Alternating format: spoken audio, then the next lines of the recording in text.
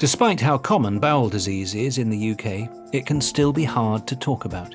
This year, Bowel Research UK brought together the director of the National Bowel Research Centre and a patient to talk about the taboo around poo and its effect on people living with bowel disease.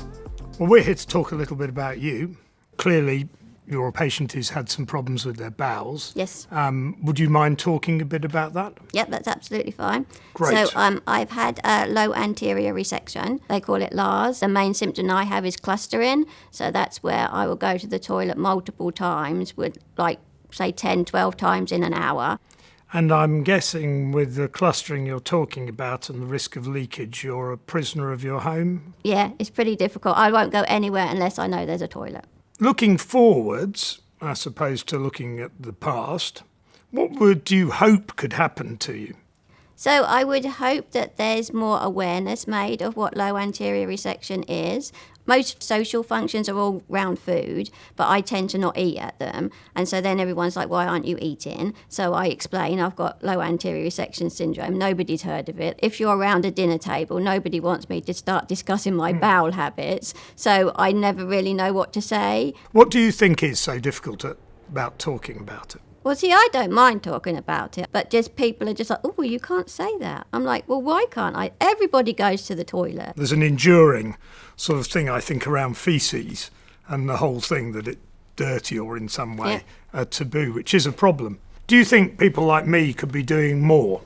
I think maybe doctors, surgeons could be a little bit more understanding.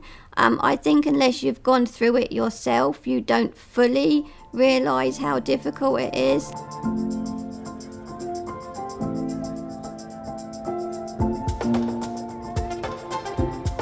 So what would you like to see done for LARS? Like I said, I want the awareness raised, but I feel like a lot of the research seems to be focused on the cancer patients. And there's so much in that. So, I mean, starting with the sort of idea that some conditions, you're disenfranchised. And I don't know if you're aware, but funding in bowel disease in general is pretty poor compared with, for instance, heart disease. Yet again, we are at the non-sexy end of the dinner party conversation when it comes to research funding. I mean, I do very little research myself. I'm not in the lab anymore. I write grants. In the knowledge that the major funders in the UK are funding at between 6 to 8% of applications. So there's a huge amount of work involved for a low chance of success. And then, of course, we come to bowel disease, which is even more difficult to get funding for.